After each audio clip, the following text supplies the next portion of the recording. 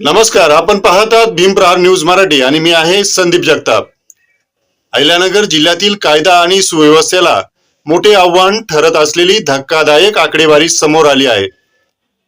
गेल्या 4 वर्षात तब्बल 248 गावठी कट्टे जप्त करण्यात आले असून गोळीबाराच्या 31 घटना नोंदवल्या गेल्या आहेत.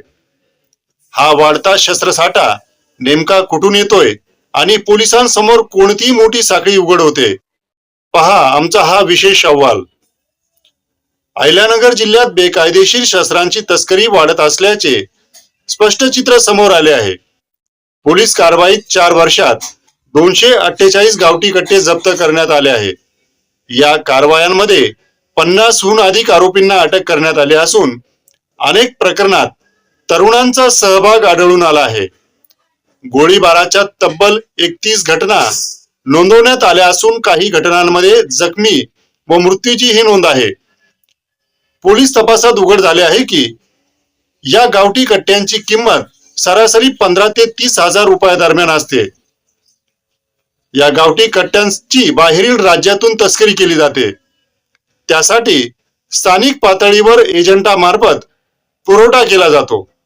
या साखळीचा तपास अद्याप सुरू असून पोलिसांकडून विशेष पथक नेमण्यात आले आहे. बेकायदेशीर शस्त्र बाळगणे, विक्री किंवा वापर करणे हे आर्म ऍक्ट 1959 अंतर्गत गंभीर गुन्हा आहे.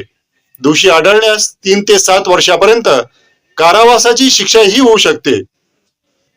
अहिल्यानगर जिल्ह्यात वाढणारी बेकायदेशीर शस्त्रांची साखळी ही अहिल्यानगर जिल्ह्यातील कायदा सुव्यवस्थेसाठी धोक्याची घंटा आहे. पोलीस प्रशासन आणि पोलिसांनी कठोर कारवाई केली असली तरी या साखळीचा पूर्ण छडा लागणे गरजेचे आहे. काय वाटतं तुम्हाला? अहिल्यानगर जिल्ह्यात वाढती गुन्हेगारी रोखण्यासाठी आणखी काय पावलं उचलली पाहिजेत? आपलं मत आम्हाला कमेंट मध्ये जरूर कळवा.